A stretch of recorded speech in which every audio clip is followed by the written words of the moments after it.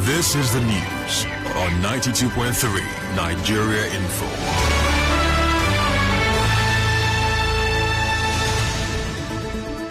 On the news this morning, PDP governors criticized borrowing by present administration. Ebonyi State Governor Dave Umahi takes a swipe at those PDP members criticizing APC. Stakeholders react as police justifies use of tear gas on Democracy Day protesters.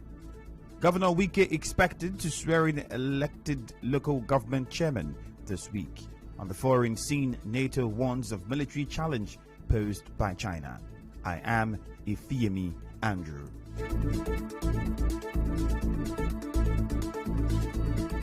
Ebonyi State Governor Dave Umahi has taken a swipe at those PDP members criticizing the APC, saying every governor should be accountable to his people. He said no one should use the issues at the center to judge performance of APC governors. Governor Umahi stated this on Monday evening while appearing as a guest on Channels Television's Politics Today. People should give account of their stewardship to their state. They should stop shouting APC. I have delivered as an APC state. Some APC states have also delivered. There are some PDP governors that have delivered. So I get offended when anybody from PDP talks about the failure of APC. Every governor is accountable to their people. And we should begin in all our states by accounting what we've done with the money given to us. We collect 48% of the federation account. So the federal government collects 52%. Can we forget about 52 and account to the people the 48 we've collected? And so let people stop shouting security and hiding under security. We should give an account of what we have collected on behalf of the people. The governor said the PDP planted the seed of insecurity in the country. The insecurity that's being used against APC is a seed that was sown, in 16 years of PDP administration. And so it started germinating, bearing fruit at the time that we are sitting. And that's what we are suffering now, what Mr. President is doing everything to solve. And I think that APC people are not marketing their APC government very well. So if everybody will talk about, the performances of the federal government and the performance of the APC governors. For example, Kaduna Jigawa, tremendous achievements have been done. Mr. President has done more projects in Southeast than we had in 16 years of PDP. He also said his people have no land to give out for cattle ranching. Even if I say, okay, as governor of Southeast, I want, the people from this village, I want you to, allow me to donate this land. The question is, will they allow it? They have said no. They have no land for ranching. And if I have maybe 1 acre of land, and I'm talking about giving land for ranching, then I should be talking about that particular land. So I can't be talking about somebody's land that constitutionally I have control of. But you have to kill all the people for me to take the land, as governor. So that is the position. The PDP Governors Forum is calling for more allocation to the state and local governments. This was part of a 14-point communique read by the Sokoto State Governor Aminu Tambuwal at the end of its meeting in Uyo, Akwa Ibom State. The forum reiterated its call, which seemed to have fallen on deaf ears, for the Revenue Mobilization Allocation and Fiscal Commission to urgently send the revised revenue allocation formula to Mr. President for onward transmission to the National Assembly for enactment, such that more resources are made available to state and local governments where ordinary Nigerians reside. Called on the chairman and members of the commission to resign or to be relieved of their duties if they cannot discharge this sacred constitutional duty entrusted by the Nigerian people to it. The present constitutional amendment process will make the commission more independent and accountable to all stakeholders. The forum also condemned recent decision by the NNPC not to make statutory contributions to the Federation account. The forum examined the operations of Nigeria National Petroleum Operation (NNPC) and expressed alarm at the opaque manner it carries out its operation. It decried the recent NNPC's decision not to make a statutory contribution to the Federation account, thereby starving the state and local government and indeed Nigerians of funds needed for employment, development, and general well-being. The meeting emphasized that under the Constitution, the NNPC is duty-bound to make proceeds of sale or business of petroleum available to the Federation account, which belongs to the 3 tiers of government. The PDP governors also frowned at the rising debt profile of the country. PDP governors frowned at the rising and seemingly uncontrollable debt profile of Nigeria, with over 80% of normal appropriation at the national level spent on debt services. All the gains of the PDP government under Chief Olusegun Obasanjo, where Nigeria exited its foreign debt obligation, has been destroyed. Borrowing for frivolous items such as funding of the Nigerian Television Authority is scandalous. Money should only be borrowed for productive purposes, as Nigeria's current debt of over 36 trillion naira is becoming clearly unsustainable relative to our earnings and GDP. We should not saddle incoming generations with undue debt burden. The communique also supports the implementation of financial autonomy for the judicial and legislative arms and the involvement of state in the control of its mineral resources. The meeting expressed support for the implementation of judicial and legislative autonomy in the Federation and states in conformity with the extant provisions of the 1999 Constitution. The meeting called for more involvement of states in mining and geophysical activities within their states. This is necessary not just to curtail harm to the environment, but to further diversify the Nigerian economy and complement oil as a foreign exchange earner for Nigeria. PDP Governors Forum further reviewed. The PDP governors also condemned the ban on Twitter, saying that it will worsen the country's unemployment rate. The meeting noted that social media regulation can only be done within the existing laws on the subject and should not be used as an attempt to punish or gag Nigerians from enjoying constitutionally guaranteed rights. Nigerian youth do not have adequate access to employment, and a lot of Nigerians rely on Twitter for their livelihood, businesses, and self-employment. This will further worsen Nigeria's 33% unemployment rate, which is the highest in the world. Improve Nigeria's ranking as the country with second highest poverty rate in the entire world. The meeting consequently requested Mr. President to review the situation of Twitter operations in Nigeria in the national interest. About 70 civil society organizations have called on the federal government to reverse the Twitter ban and withdraw the threat to prosecute anyone using the app. The groups, in a statement jointly signed on Monday, said the action of the federal government is unlawful. They also expressed concern over the escalating crackdown on human rights by the federal government, particularly the right to freedom of expression, access to information, and media freedom.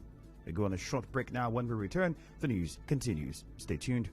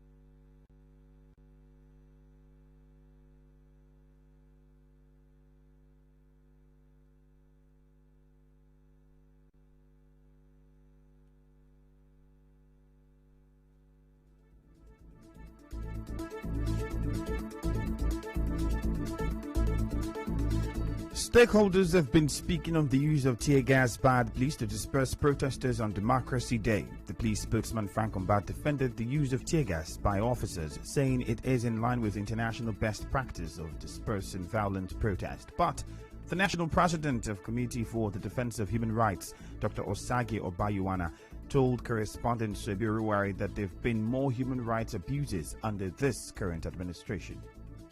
You can see how widespread the protest was on, the insecurity situation remained, the poverty situation remained. What happened on Saturday, rather than abating, abuse of human rights is on the rise. People cannot even protest peacefully anymore. And for Mr. President to say that he's going to deal with people in the language that they understand is a threat. So rough times await the Nigerian people in the hands of a government like that of Buhari. And government is becoming more and more intolerant and is resorting to threatening the people. And it's unprecedented. Dr. Obayuwana said he expected the government to charge police officers for criminal offences, having failed to provide security for the protesters. The inconsistency of the Buhari government is getting to be very shameful. What we saw on Saturday was a total abdication of that responsibility on the part of the police, on the order of saying, we don't want hoodlums to hijack it. June 12 now turned to be the date when Nigerians could not express themselves. So it was a very sad day in the history of Nigeria, a day that has not done credit to the terrible record of the Buhari government in its 6 years of being in office. The first national vice chairman of Nigerian Bar Association, John Akpokpo Martins, also spoke on the matter. Ordinarily, the law does not require you to give notice of protest when you can protest. However, notice was well given that June 12 there are going to be protests around Nigeria. So the police were put on notice to ensure that law and order is kept. From the visual scene, the protesters who came out conducted themselves properly. So there was no reason whatsoever to disperse them or shoot tear gas or live bullets if any was shot. Trying to stop protests is inimical to democratic principles and values. What they are supposed to do is to ensure the security, not to shoot at protesters. Meanwhile, policy analyst Tija Bulletin says the June 12 protest is another evidence that there is an urgent need for the federal government to review its policies on governance. Citizens are going through economic adversity, citizens are going through police brutality, citizens are going through all sorts of insecurity and so on, and you are saying that they should not protest. That's to say, a child is going through pain and you are saying the child should not cry. That is unconscionable. It is not something anyone should expect from a free and democratic society. Look at all the basic indices of knowing that a society is progressing. What is a cup of Gary saying to you? What is a sachet of pure water saying to you? All that should tell you where we are, whether we're moving forward or moving backward as a people. Meanwhile, the Minister of Labour and Employment, Dr. Chris Ngige, has made a case for President Muhammadu Buhari, saying he has tolerated a lot from critics. He spoke on a live TV program.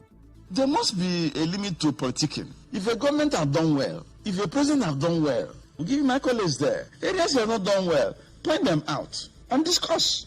This president is a Democrat, and this president is so afraid of a breach of the Constitution or any law. So afraid of it. I'm even stronger than him in terms of that. In which country, even President Obasanjo, can he give people this latitude? He will not. He will not grant people that.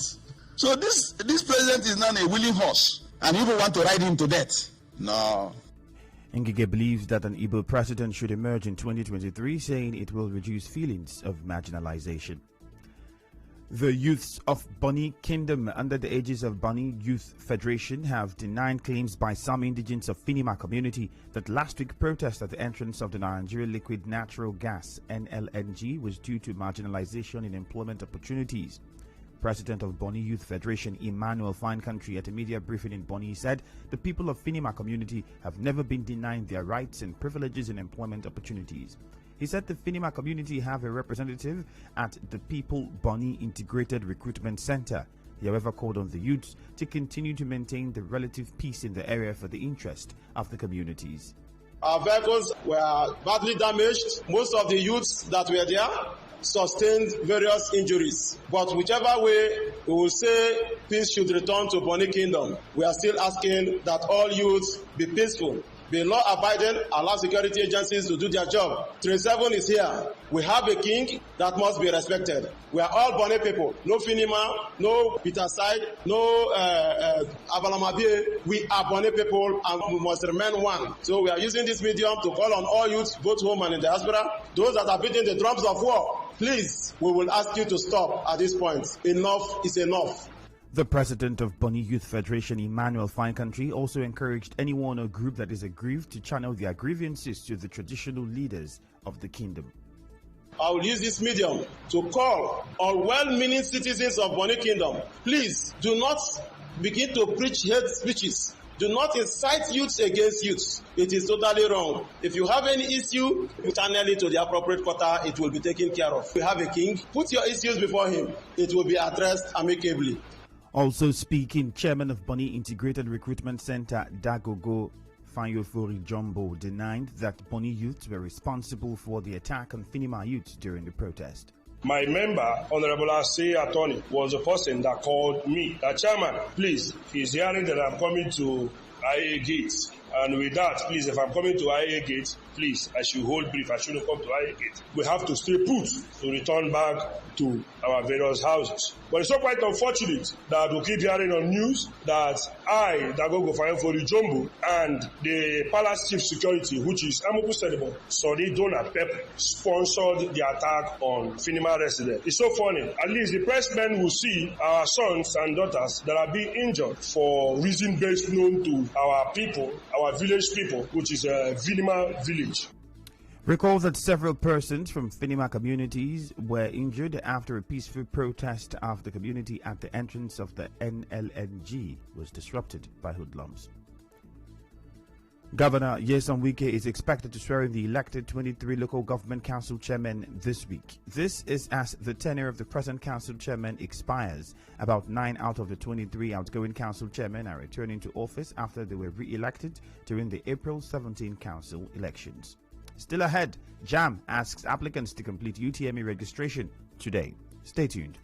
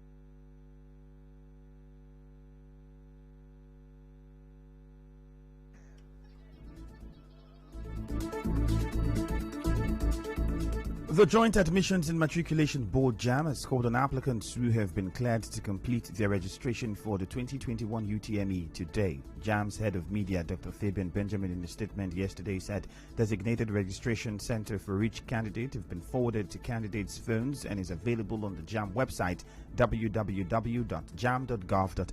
He said only candidates who have their profile codes are to visit the centers. Benjamin said those who are yet to obtain their NIN or profile codes would be contacted as soon as they were cleared by the NIMC. And now we'll bring you news from around the world.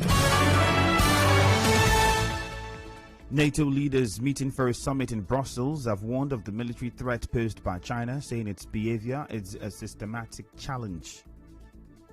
Their concern comes from China rapidly expanding its nuclear arsenal, its military upgrade, and its cooperating militarily with Russia. NATO chief Jens Stoltenberg warned China was coming closer to NATO in military and technological terms, but he stressed the alliance did not want a new Cold War with China. On the news this morning, you heard that Governor Nyesom Wike is expected to swear in elected local government chairman this week. Stakeholders have reacted as police justified use of tear gas on Democracy Day protesters. PDP governors have criticized borrowing by the present administration. On the foreign scene, we told you that NATO leaders have warned of the military threat posed by China. The news is edited by Enaho Ogbeviri. Contact our newsroom on 0818-900-0017. Light showers expected in Port Harcourt this morning. My name is Ifiemi Andrew. Good morning and thank you for your time.